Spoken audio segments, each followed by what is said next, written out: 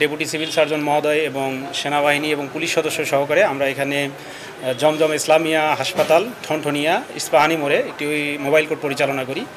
আসার পর আমরা ব্যবস্থাপনা পরিচালক আব্দুল হাকিম সহকারে আরও 2-3 জন রোগী সহকারে এখানে পাই এবং ব্যবস্থাপনা পরিচালক আব্দুল হাকিমকে আমরা আটক করি।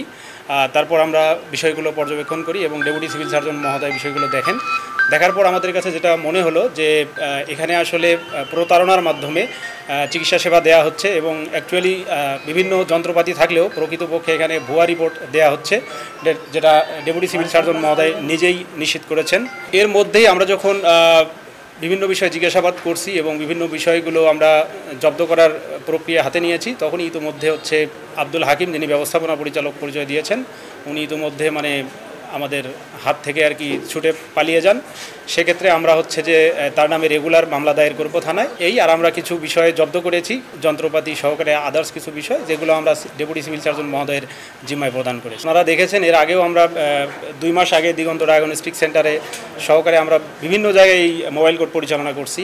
আজকে আমরা এখানে এসেছি এবং ভবিষ্যতে যদি এরকম সুনির্দিষ্ট কোনো অভিযোগ পাই, সেক্ষেত্রে আমাদের বিজ্ঞ জেলা ম্যাজিস্ট্রেট স্যারের নির্দেশনা রয়েছে যে বগুড়া জেলায় এরকম কোনো ধরনের কোনো কার্যক্রম যাতে না চলে সে বিষয়ে আমাদেরকে সজাগ থাকতে বলেছেন। আপনারা যেভাবে দেখেছেন এখানে এসে, আমি ঠিক একইভাবে এখানে এসে দেখলাম যে এখানে কিছু সরকারি ঔষধ, কিছু আইটেম পাওয়া গেল। তা আসলে এটা কীভাবে আসছে, আমরা পরবর্তী এটা যদি কখনো তদন্ত করা হয় বা এ বিষয়ে নির্দেশনা পাওয়া যায়, তাহলে আমরা এই বিষয়টা দেখব।